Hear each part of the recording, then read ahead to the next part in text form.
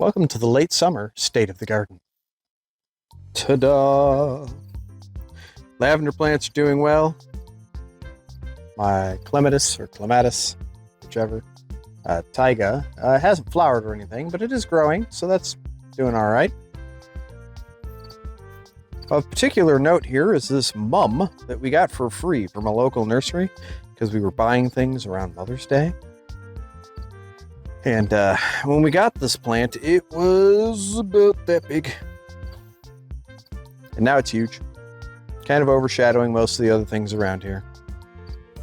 So, all in all, I'd say this section looks pretty nice. I'll back up a bit. Yeah. You know, for what it is, I think it looks pretty nice. Blueberry bushes 1 and 2. Here we can see our 2 Patriot blueberry bushes. And each one of those has 4 lingonberry bushes planted around it. The nice thing about the lingonberry bushes is that they're going to max out at approximately 1.5 feet tall and about 1.5 feet wide.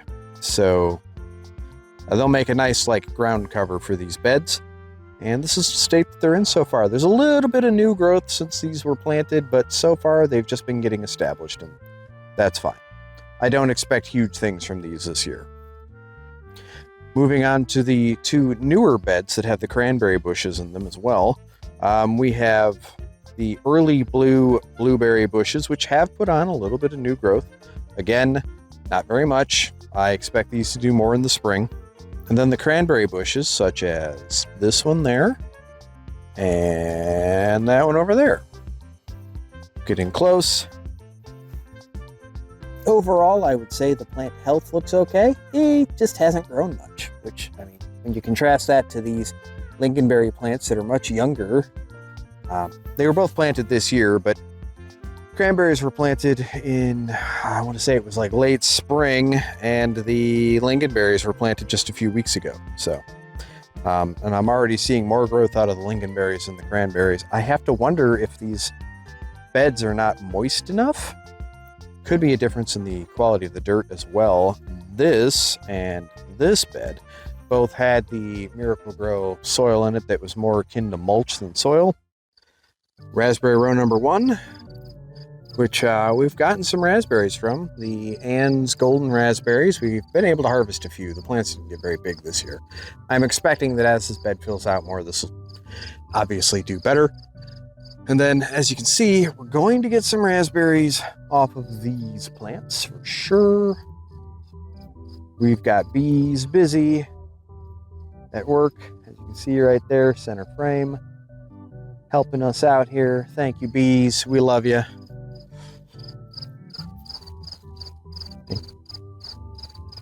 Very popular. That's 3 carpenter bees on this plant, on these 2 plants all at the same time. Then we have raspberry row number 2, which we have only harvested a couple of raspberries from so far. The spring crop came in and we got a couple berries. But I want to take a moment to show you something. We are going to be getting quite a number of berries from these plants. You might be wondering, oh, what's this little trench thing? Well, on Monday, I currently have scheduled for delivery a 6-pack of Patriot blackberry starters. So we're going to get those thrown in the ground here so that they can get established before winter comes. And then hopefully we'll have some blackberry bushes growing next spring as well. Our tiny little bit of Salix Flame. In theory, it's Salix Flame. We'll see as the seasons change here in the next couple of months. In theory, the stalks of these should turn bright red, and the leaves should turn like a yellowish orange. If that happens, and I have seen the stalks change in color already, so that's probably a good sign. You can see that one, for instance, is already a little red. What we're going to do then is come winter, sometime in January, I will come through, hopefully on a warmer day in January if we have one, I will come through, cut these off pretty much at the ground, and then use these canes to start another section further back in the garden proper. And see, they're getting a decent length on them now. Eventually, that will serve to allow us to create a living fence, the willow fence. Chives plants. I'm starting to think that chives plants are effectively immortal. These plants always look like they're doing well. I think they would probably appreciate being in bigger pots. But I mean, other than that one criticism, these plants grow and grow and produce flowers and delicious chives all year round. And well, not all year round. They don't do it in the winter, but the rest of the time, they do pretty well. So yeah, if you don't have chives plants, consider getting some. Apple orchard. Particularly bad angle of said apple orchard. Let's move in here.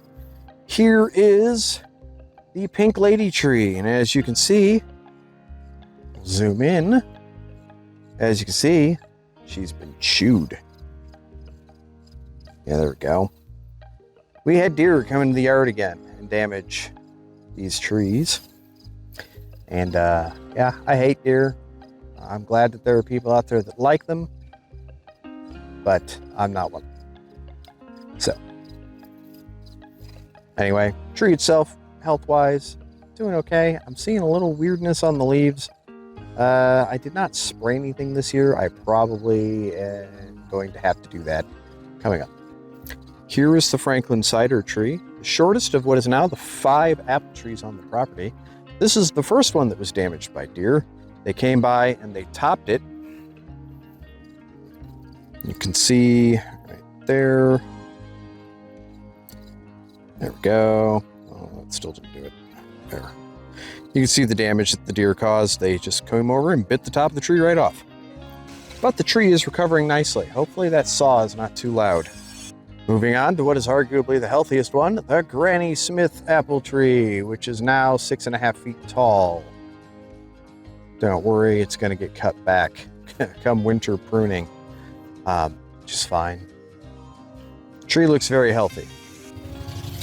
Here we have 2 columnar apple trees, also known as spire apples. You can see those in the recent video I did. It should be showing up now in the upper right-hand corner of the screen. These were planted just a week ago, so they're doing well. And the tree diapers have been working well so far, in case people are wondering. It's not really much to show, it just keeps the dirt moist underneath. So, more on that to come. Strawberry bed. The strawberries look like they could use probably something like copper fungicide or something applied. They are starting to show evidence of what appears to be leaf spot, which is the same issue I had plaguing my tomato plants this year. We'll see what happens when you don't treat that in a moment when we get to the tomatoes. But for now, strawberries. Also, one stinging nettle plant. We'll zoom in. If you see this fine gentleman in your garden, make sure you use gloves to remove it. I've heard you can make decent tea out of it. I haven't been bold enough to try it. But don't grab it barehanded like I did last year accidentally. Yeah, look, we've got something ripe. These have produced several berries. We've been pretty happy with this so far. The left side of the bed were the pineapple strawberries that were supposed to be everbearing. I'm not thinking they're everbearing because I haven't seen flowers on these since June. So I think we missed the window for getting fruit from them. But that's okay because there's always next year. These are not, or these are everbearing. I forget the variety at this point, but it was an everbearing variety. And as you can see, we've got berries showing up on several of the plants. So these have actually been pretty good producers. Except for this, which is a tree. Get out of there. The pepper bed. Technically, I have 2 beds with peppers in them, but this is the one with most of them. In here, we've got poblanos, Hungarian hot wax, a mini bell pepper variety. We've got serrano peppers that are some of the hottest serrano peppers I've ever had. Italian pepperoncini, and my personal favorite on the left here, these orange beauties are ghost peppers. I'll be smoking them and using them to make some extremely spicy powder to apply to things like pizza, stews, and whatnot. But yeah, look at the color of these Italian pepperoncini peppers. You can harvest peppers at any point in time when they're ripe. I mean, not even when they're ripe. You can harvest them pretty much from the moment they start growing, and they mature to different colors. So these kind of go brown and then go they go from green to brown to this beautiful bright red color, as you can see here, which I have a number of peppers that I need to harvest. I have a lot of peppers I need to harvest. Pretty much anything in here that's not green needs to be harvested. And then there's also the dark green poblanos that need to be harvested as well. So, yeah, I need to stop slacking. For this next part, I want you to understand that the reason there hasn't been very many videos in the last couple of weeks is that we've had a number of tragedies hit the family, as well as I've had a lot of dental work done recently, and I have more coming, and it's not great. But the tragedies are we lost a family pet, and we lost my grandmother. So I have decided to do a bit of a memorial bed here that sort of mixes the two together. But mostly this is for the family pet, because I don't know my grandmother's favorite flower yet.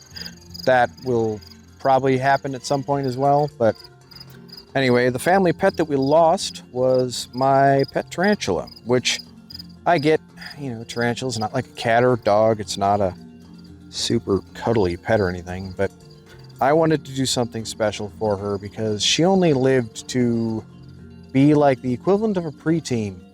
They live up to, this specific breed lives up to 20 to 25 years if they're female, and she only made it to about 5.5. They don't even reach maturity until like 8 or so. 8 or 9. So unfortunately, she died due to complications from a molt. At least that's what it looked like. It was hard to say. It's not like you can ask. Anyway, so I decided to create this little memorial bed using elements from her enclosure and her color scheme. I just finished this yesterday. So this is now a permanent staple in the garden, and when the old shuffleboard cord eventually serves as a walkway, like this, you'll see that this is right there, you know, as you're going into where the entrance to the garden is. Other new additions. The pink champagne currants were such a hit that we've added 4 more plants, 4 more bushes. That brings us up to a total of 8 pink champagne currant bushes. Anyway, they don't look like a whole lot now, although we do have some new growth on this one. That's pretty impressive. But these guys only have one job right now, and that is to survive the winter, because if they make it through the winter, then in spring, they're going to look more like that. And they won't give us much in the way of berries next year, because the pink champagne currants only seem to give berries on old wood, which I did not know until this year. But after that, I expect big things from these. Here is a crowd favorite. Solanum atripurpureum, the single seed challenge plant. Standing now at approximately 5.5 feet tall. We are getting near the end of the lifespan for this plant. As you can see, there's lots of fruit, and the fruit is not edible. Just as a reminder, no parts of this plant are edible or really useful in any way. It's merely an ornamental because of just sort of how absolutely stunning it looks in person. I mean, just everything about this plant basically screams, no, don't touch me. And I quite like it. It's a beautiful plant. You just don't want to run into it for what I'm hoping are obvious reasons. There is not a part of this plant that is not covered in spikes, coincidentally. The leaves are covered in spikes, as you can see. Oh, you can't see that there, actually. The leaves are covered in spikes, as you can see, sticking off the bottom and the top there. The berries are covered in spikes as well. You don't want to mess with this plant. Nothing wants to mess with this plant. But soon I'll be able to take ripe berries from it, and then it will have completed its life cycle in this region. It's only hardy in zones that don't get below 14 degrees Fahrenheit, so it will not be making it past the winter. Then we move on to a different plant next year. Anyway, Solanum atripurpureum has been quite fun to grow for the single seed challenge. We're not quite done with it yet. I'll do a probably wrap-up video when we get closer to first frost.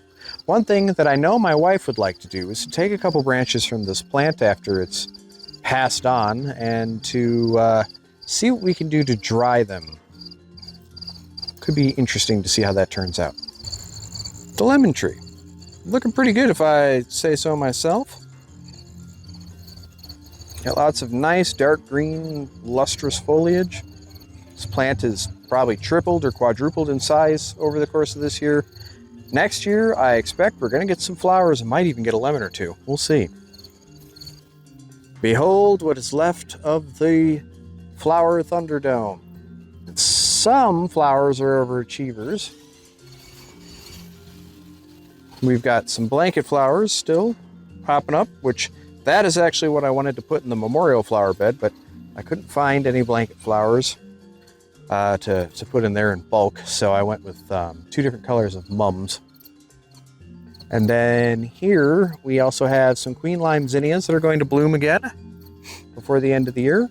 And the alyssum, it looks like, went to seed. That's what all this is. If I had to say there was a plant that was the winner of the Thunderdome, I don't know. I would say that the Thunderdome really was dominated by 2 species this year. The alyssum completely dominated the understory, choking out the less resilient plants that were trying to grow there. And then whatever this is, this plant is glorious. It's huge. It grew to be quite tall. I mean, the plant itself is probably 4 feet tall, and that's coming out of a container that's 2.5 feet tall. So actually, no, I think it's taller than 4 feet. It's probably almost 5 feet tall. I don't know what this is off the top of my head, but as you can see, it's popular with the bees too. So I'll do this experiment, I think, next year as well. It's quite fun. Here we move on to my favorite plant in the garden, although maybe you wouldn't know it looking at it. Solanum dulcamara, also known as bittersweet nightshade or snakeberry. It's the time of year when these sort of things start winding down. This plant is going to go to sleep, and then it will wake up next year and come back with a vengeance, bigger and stronger than ever before. That said, it probably needs some fertilization at this point, since it is not growing in ground. My hope is that it will have started growing in ground from the berries that have fallen off into the yard, and then I can start to cultivate it from here. And it's possible that this one right there could be it. We'll see. I believe it is. And if that's the case, then I won't necessarily have to keep it in a pot. Asparagus and strawberries. This is what this ended up looking like, by the end of summer. So the end of summer is about a week away. The asparagus is nice and tall, or at least it would be if it wasn't like all leaning over. I don't know what that weed is, but he's going to get removed here shortly. There's a couple of them in there that I need to remove, but most of this is just strawberry plants and 2 different varieties of asparagus. It's hard to tell the difference between the varieties right now because it's mostly obvious in the color of their stalks. But that only applies when the stalks are small. So right now they all kind of look the same, which is fine. These will come back stronger next year, and then we can start to maybe harvest 1 or 2 little pieces, and then come the year after that, we can start harvesting more vigorously from them. We'll see how that goes. Also, behold, asparagus flowers. Here you can kind of see, that's the purple passion asparagus. The other one was Mary Washington, which is just green. Now to show the aftermath of what happens when you have plants that run into the ground and get fungal leaf spot because your trellis collapsed during a storm. Behold the sorry state that my tomato plants are in. We can now clearly see where branches broke. Well, maybe it's not clear to you. It's clear to me. Right there, we have branches breaking. things collapsing. The whole thing just sort of, we've had a bunch of problems with this bed ever since the trellis collapsed. I then, between the two tragedies in the family and the dental work, have not felt like coming out here for a few weeks and doing much with it, and I wasn't even harvesting, so you can see there's stuff. This is just chaos personified at this point. I'm not proud of this. I want this to do better. I want this to be better, but the fungal leaf spot, which, in case you're wondering, looks like that. You can see it on the spot, all the little spots on the leaves there. It's fairly easy to treat, and the easiest way to treat it is just not let your plants get infected in the first place, which you do by keeping them away from the ground. That's why when you look, I was single stemming these. You can tell, that there weren't any leaves left, but when the whole thing collapses and throws, the entire plant on the ground for a day during a rainstorm where fungus and, fungal spores and whatnot can just splash up onto your plants, this is the kind of devastation that you can expect. So, as a reminder, do not let your plants get close to the ground or lay on the ground. Otherwise, this is the kind of thing that you might end up facing. This is so far gone at this point, I'm not even going to worry about treating it. I'm just going to harvest what fruits I can and move on. Next year is a new year. I'll have this trellis.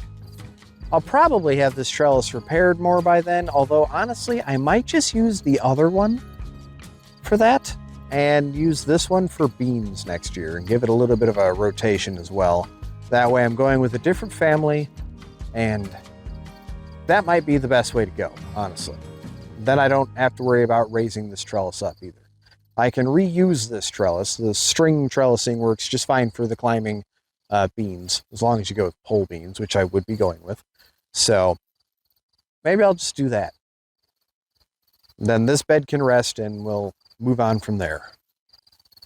Alternate pepper bed that also has an absolutely massive orange balm plant, as well as an invasive Jimson weed plant, which is another one of the plants I had considered at one point doing for the single seed challenge, just because it's another interesting looking plant. Here you can see what it looks like with the seed pods that form after the flowers are there. It's kind of interesting that it showed up. I'm not going to do it for the single seed challenge now because I don't need to. It's fine. It's there. Here we have jalapenos and serranos and super Thai hot peppers, which the super Thai hot peppers are these. It's like what you'd see used in a lot of like Indian and or Thai cuisine, which probably doesn't come as a surprise given the name. Now, pan up for the other tomato bed. This is the one that I built in the Build With Me video. And as you can see, these plants will contrast to those plants. They're doing much better. They're bigger. They are more vibrant. They are also infected with fungal leaf spot.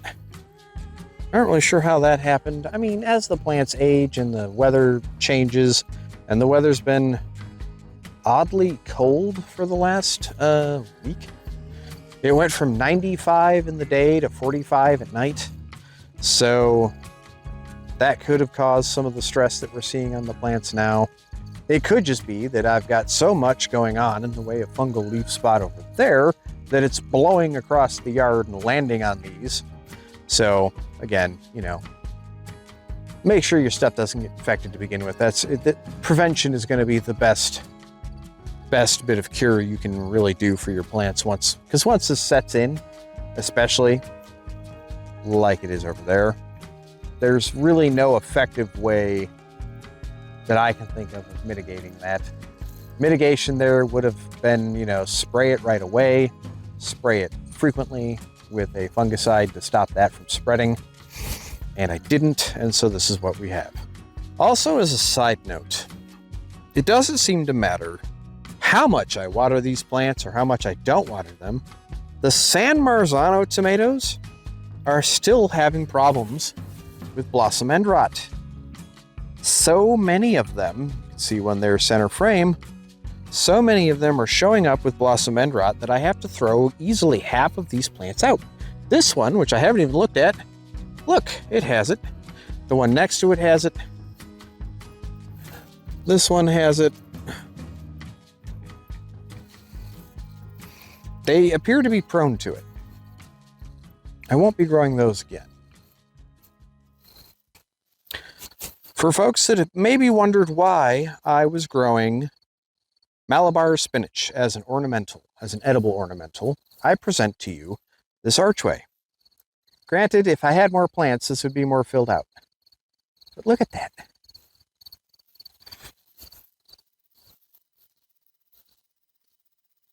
It goes all the way over the top of this trellis.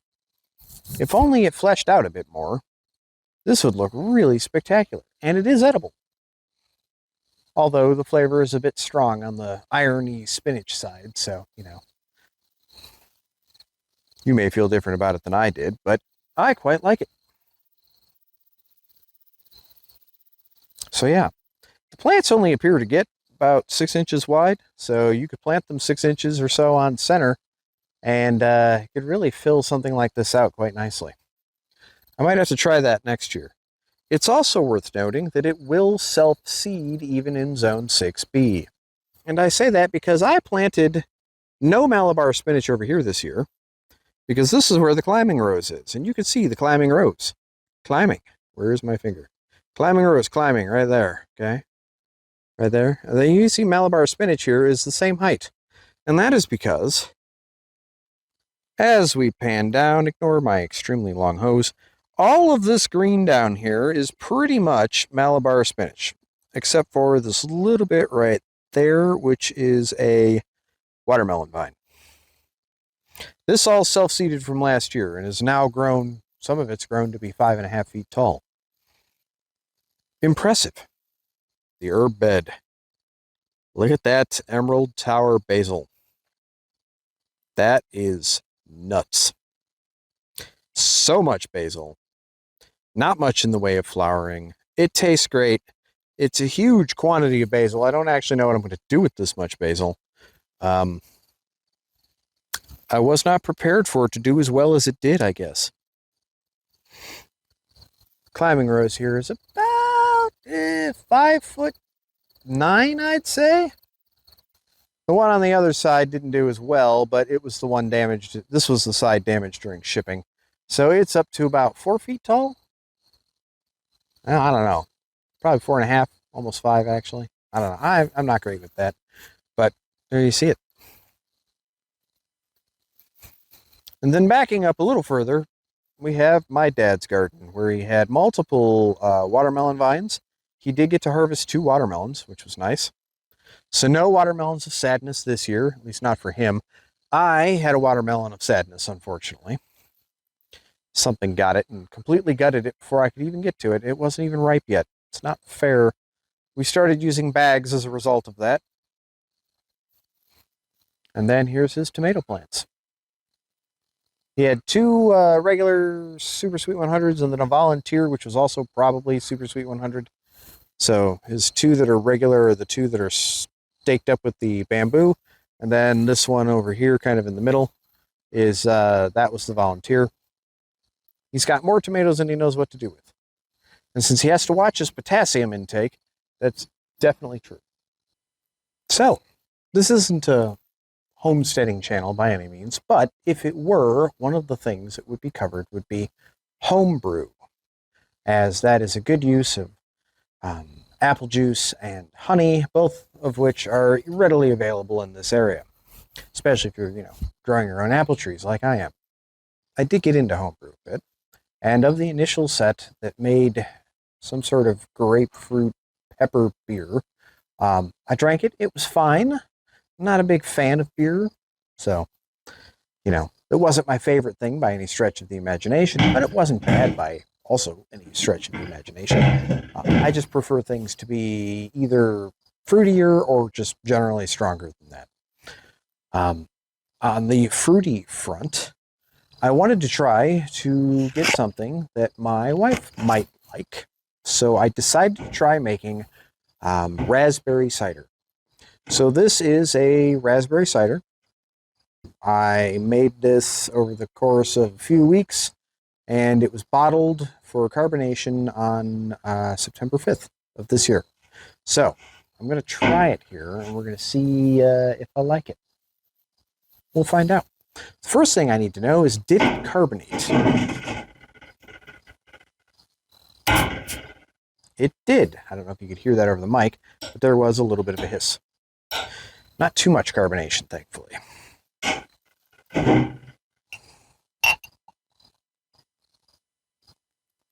Pour this out.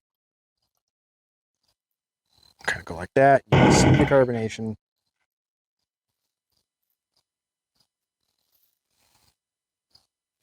Smells like raspberry cider to me. Give it a taste.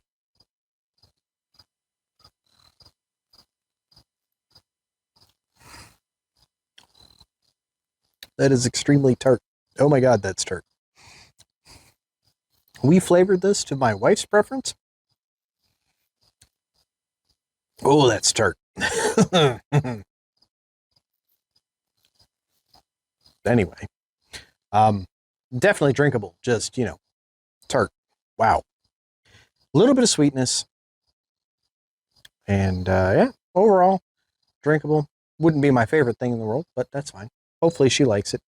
I'll have to have her try some later today. So, let's move this stuff aside, because drinking that sort of makes me want to drink more because I'm thirsty and it's sort of dry. So what worked in the garden this year?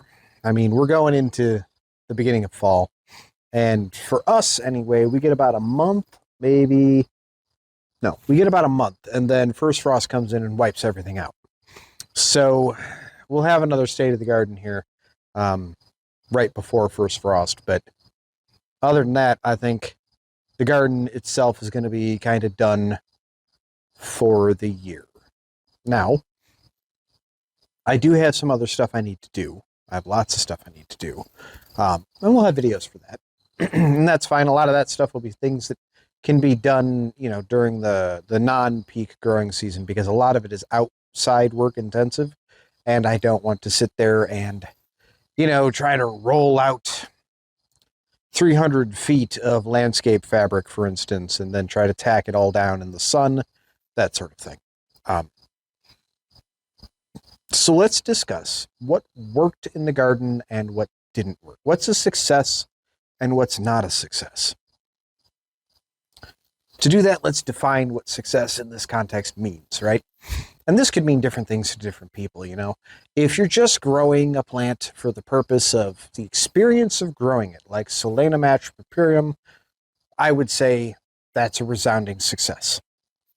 And most plants in the garden, really, as long as you're seeing growth on the plant, then that would constitute, you've done it for that year. Your plant is a success, and that's great. But that's not what everybody grows plants for, obviously. A lot of people grow them for food security purposes, for instance, Produce is not getting cheaper. It's a sad state of reality. And as a result, maybe it's good to grow some of your own food.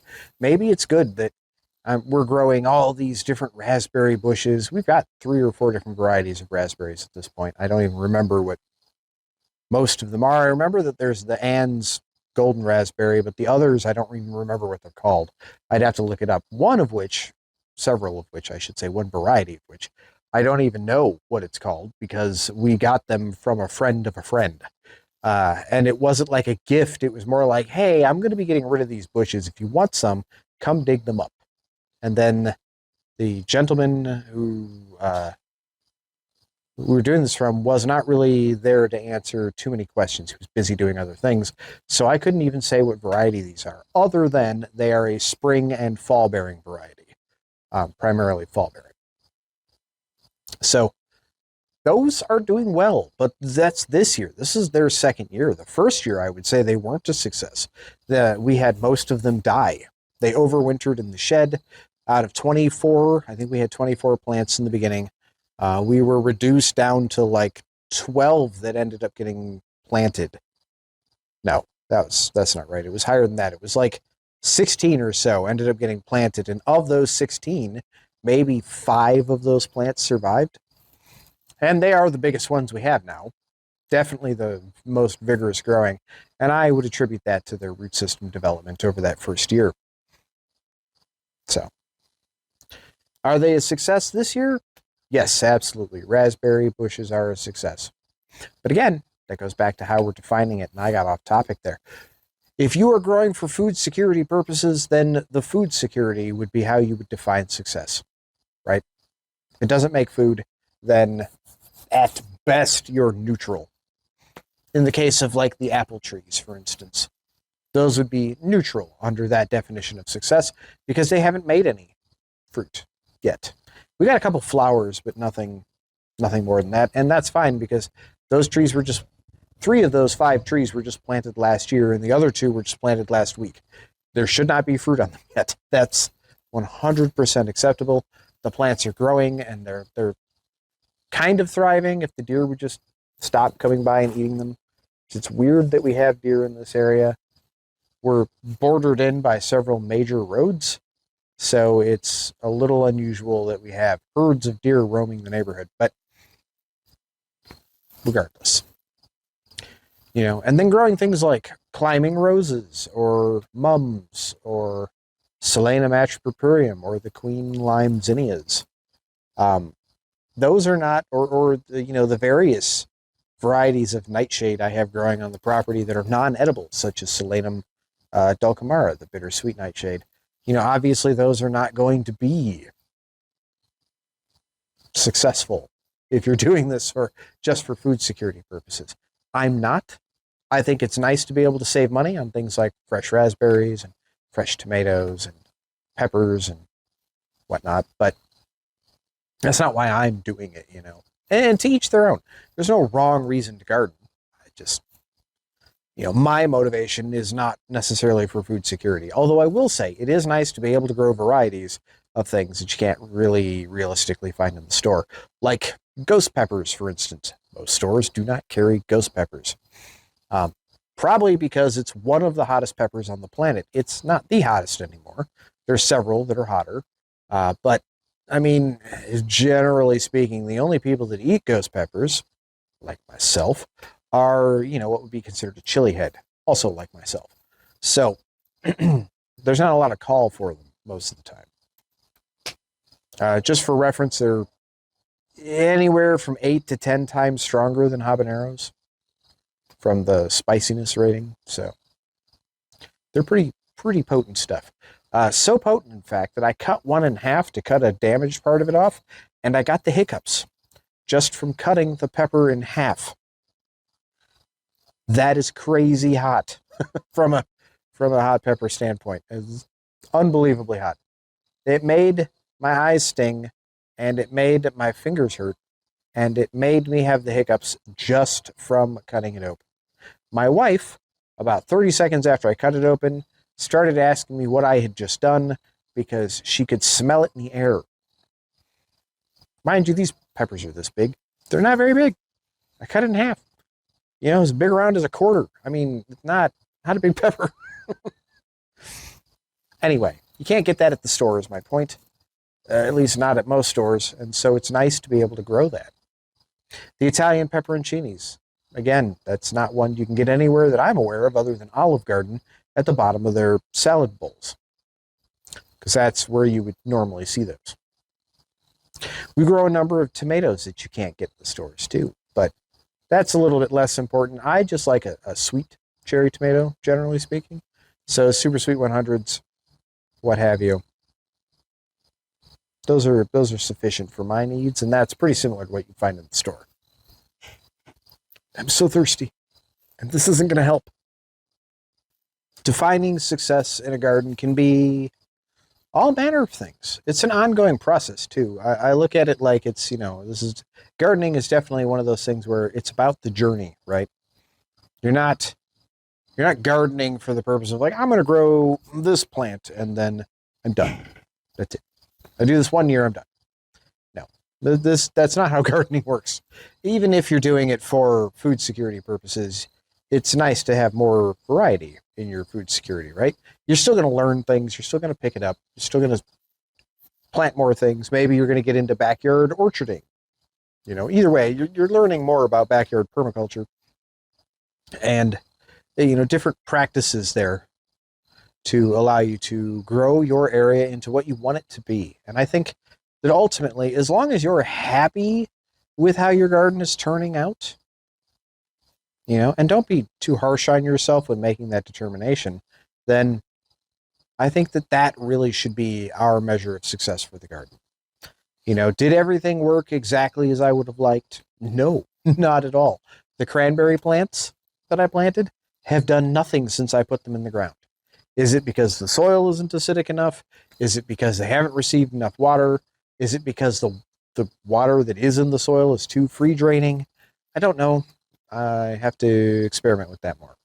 I do use an acidifying fertilizer as well as pelletized sulfur. And so that should be in a range where the cranberries are happy, and they're still not super happy. They're not really taking off. I don't know. Is the willow a success? That's another one where I'm not convinced that that's been going well. I don't even know if this is the right kind of willow. And right there is even subjective. Just because it's not the willow I wanted doesn't mean it's worthless. It could be one of the yellow varieties of willow, for instance, or one of the ones that does turn a bit red but isn't Salix Flame. Who knows? I don't know. I ordered it from a fairly reputable seller, but these things happen. So we'll see how this turns out. I think that the first batch, I'm not sure if that is the correct kind. The second batch, I think, was the correct kind. And that is the one that I had in ground growing more canes. So regardless, any willow could be used for this purpose. It doesn't have to be this one. I just like the thought of these bright red canes in the winter. So that's me. Your mileage will definitely vary. Other things that were a success or were not a success, like the pineapple strawberries, for instance. I mean, on one hand, you could say that bed is a success. It's a 4 foot by 4 foot area that is just packed completely with strawberry plants. I haven't gotten a single strawberry out of it, though. It's sending runners out like crazy, but I've seen no flowers on any of these plants in months. So is it a success? I'm happy with how it's turning out, so I would say yes. But if you were growing that just for food security, especially under the impression that those are everbearing, then that would be a problem, right? Because you wouldn't get any strawberries. Then it's just wasted space. And the Flower Thunderdome, I think I would count that as a huge success this year. It's been enjoyable to see which flowers have done well, which ones didn't. Sort of disappointing is I haven't seen the Delft Blue Nigella show up anywhere. I don't know if it's a harder one to get to germinate or what. That was one of the seeds that was in the Thunderdome and didn't appear to do much of anything. I saw some of it, I think, did germinate and then got choked out by the Allison. If I had to guess, that's what happened to it. So Delft Blue Nigella on its own, not a success. Every other flower did pretty well. We got a sunflower.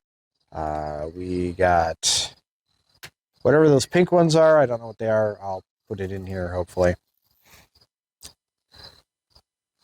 The Allison definitely was a success. The Queen Lime Zinnias, that was definitely a success. I will be doing that again.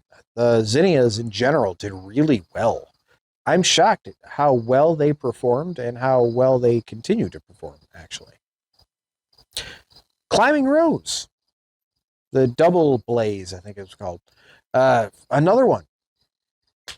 That is definitely a success. We got lots of flowers out of that this year.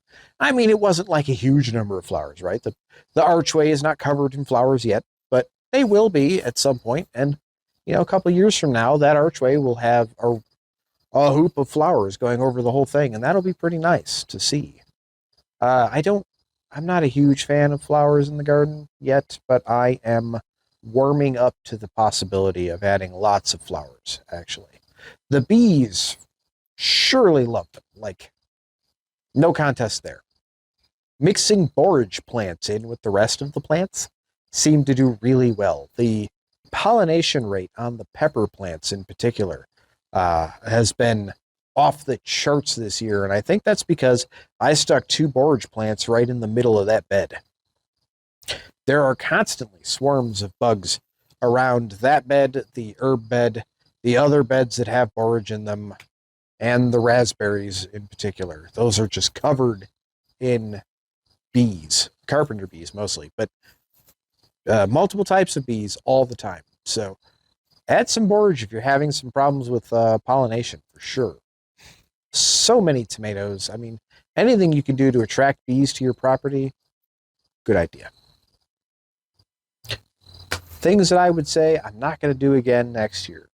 Whether the garden is successful or not, there are some things I'm not going to do again next year. And one of those things is split my squash and zucchini plants into multiple beds. I'm going to either do multiple beds, and the whole bed is dedicated pretty much to that purpose, aside from whether there's the archway, then, it'll have the plants that go over the archway, and then whatever squash or zucchini or what have you there. But the reason I bring this up is because the plants that I lost to squash vine borer first were the plants that were not near other squash varieties. I can't explain that. I would have thought that the squash vine borer would find them based on their scent. Right? I thought that anyway that they would be looking for this plant by scent and would go and say, oh, hey, here is a big concentration. I'm going to attack this area first. But that is not what happened. The first squash plant that I lost was my Hubbard squash plant that was used as a trap plant. I planted it in the area where the old oak tree was, which is kind of at the end of what used to be the shuffleboard court for the previous owners of the house. And it died pretty early on in the season. After that, the next 2 that I lost were in the bed adjacent to the main bed of zucchini and summer squash, but they were 2 plants by themselves. I think that I didn't have enough squash vine borer on the property to damage my plants fast enough for it to really be problematic. I did lose 3 or 4 by early to midsummer, and then I've lost a couple more since then. In the last month, I think I've lost 2 more, but I think I had like 10 of these plants to start. So I'm not super upset about that. I'm just something to keep in mind. I'm going to plant them all in one bed in the future, I think, or 2 beds next to each other, that sort of thing. But, have a large concentration in each bed and see if that helps, because it seemed to. My brassica bed, or my cole crop bed, however you want to look at it. This is the one that had the cabbage and the kale and nope, that's it. Cabbage and kale this year. Last year I had Brussels sprouts and broccoli as well, but no cabbage. I need to come up with a way to cover that bed. And it cannot be bird netting, because as I learned with the strawberry plants, the strawberry bed, I can't use bird netting because the birds are not smart enough to not fly directly into the netting and get tangled up and die. So I'm going to have to make some sort of hoop, like row cover or something, out of insect mesh. I mean, I wouldn't be able to use bird netting anyway because that's not going to keep the cabbage moth out. But that's really the big problem with that bed is cabbage moths get in and they lay their eggs. The eggs hatch into the little caterpillars, little green guys about this big, and then they come out and they eat holes in everything, and they'll strip your kale down to the roots. Like, it's kind of devastating. I'm unhappy about it. But that's what happens when you don't do any kind of pest control, I've been dealing with things organically. I did spray things down with BT a few times, but clearly it wasn't enough. Too little, too late, maybe. I'm not sure. It did nothing to deter the cabbage moths, so Waiting too long to mulch things. That is an important step to not skip. Don't wait super long to mulch things. When you plant something, mulch it within like a week. Unless it's, tiny seedlings or something. And even then, maybe you want to mulch it in like a week. Otherwise, you're spending all your time pulling weeds. Something else I would change. The mason bee house that I put up has not been used at all. This was my fault. It's not in a great spot. And then on top of that, it got damaged by the weather. It was supposed to be an all-weather mason bee house. What it was supposed to be and what it is are two very different things. I don't think I had it out early enough.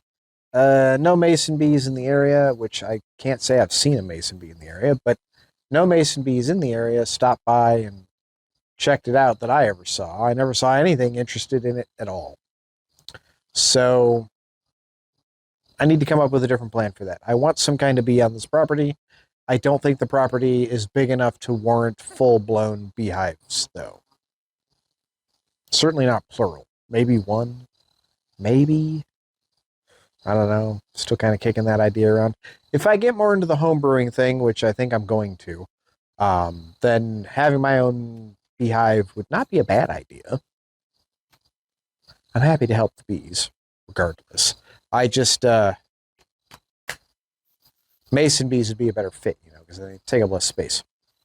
Something else that would be done differently would be, and I've already sort of alluded to this earlier in the video, that is to say, I am going to probably go with less tomato plants this year. I planted 28 tomato plants at the beginning of this year. So many tomato plants that the older trellis collapsed under the weight of tomato plants, and also weathered UV beaten and weathered plastic, but really a combination of the two. Earlier this year during a storm, and that has caused a bunch of problems there. But even with those plants being messed up with the fungal leaf spot, I have still harvested at least 40 or 50 pounds of tomatoes. That's what I personally have harvested. Other people in my family, such as my father and my daughter, have harvested them as well and taken, 3-4 pounds home at a time. My dad has taken a couple of the really big ones, and that's fine. I'm happy to share. But, I may have too many tomatoes is what I'm saying. I have frozen tomatoes. I've got 5 tomatoes that you can't see in the frame right now. They're just sitting on this table here that I'm going to go freeze because they're ready. I've donated some. I've given a bunch away. My kid comes over and eats them by the pound. And I eat them in huge handfuls of cherry tomatoes and whatnot. And we use them on sandwiches and all that sort of thing. And I've got a bunch here that we're going to use for, I say we, but it's probably going to be me using it for sauce. I'm going to try that because I've never done it before. Fun to try and see how it goes. But I mean, this is too many tomatoes, just too many tomatoes. Peppers. Going to go with less variety of peppers. I don't need this variety of peppers. Like the mini bell peppers, I've used one of them. I gave most of those away. I just don't have a use for them. The poblanos, the Hungarian hot wax, the Italian pepperoncini, the ghost pepper, those are all winners in my book. The jalapeno and serrano, My wife can't really handle serrano peppers so much. I mean, she can handle them, but then her stomach is upset afterwards. And then the jalapeno is sort of the same way. Unless it's a more mild jalapeno, then it's, kind of risky for her to eat. So then it's just me eating them. But if I'm going to eat them, I want something spicier. I'm going to go with less variety of peppers in the future. And I'm probably going to plant another full bed of peppers. And I say this because what I need more of is ghost peppers. I only have 3 ghost pepper plants. I need more ghost peppers because that is the one pepper that everybody has been requesting from me. That and the super Thai hot peppers, which those also, we'll get more of those next year, and that should be fine. We've saved a bunch of those. They're frozen. My wife uses them for curry. But I've given those away to coworkers. I've given ghost peppers away to coworkers. I'm going to be smoking the ghost peppers that I've harvested. For now, they've just been going in the freezer. after washing them and whatnot. And I'm going to be smoking those and then grinding those up and mixing them with some other things like garlic and like powdered garlic and white pepper and things like that to make a spice blend. So I've done it before. It was a big hit. Lots of people requested it, so we're going to do it again and see how that goes.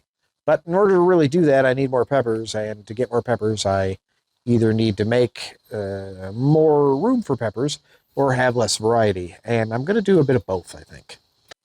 I'm interested to know how you define success in your garden. For me, I enjoy growing things, and ultimately that's the litmus test for whether or not I consider the garden successful. Did I grow something? Yes. And the plant didn't die right away, then it's a success, right? Generally speaking, I don't have to get a lot of food from a plant in order to consider it useful. Like the currant bushes, for instance.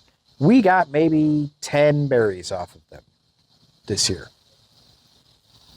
That's not a lot, right? It takes up 4 foot by 4 foot. So it takes up 16 square feet of my yard. And, we got a whole 10 berries. But these are plants that are going to produce berries every year. And the more, the longer we have these plants, the more berries we're going to get. So was it a success this year? I mean, kinda. It wasn't a whole lot of use. Kind of like the asparagus. We didn't get anything. Nothing from the asparagus plants. But that's okay, because it takes a few years to get established. Apple trees, same thing. I'm excited about the apple trees this year. So we'll see how this goes. Let me know how you define success in your garden.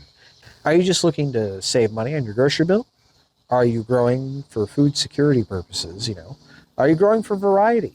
Whether it's variety in vegetables, or if it's like a specific plant that you want to try because it's new, or you're pushing your zone or something like that. I'm excited to hear how you define success in your garden.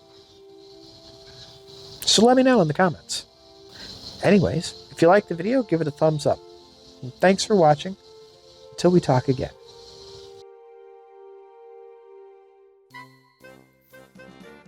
That crunching sound was probably part of a filling. Ha-ha! Here we have 2. Something else I'm going to change, and I already alluded to this earlier. I'm going to plant mason bee houses.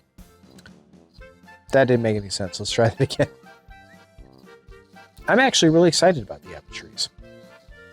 I love apples. And hopefully, after this dental work I'm going to get done, which includes a crown, a root canal, and then another crown. It's always fun. No,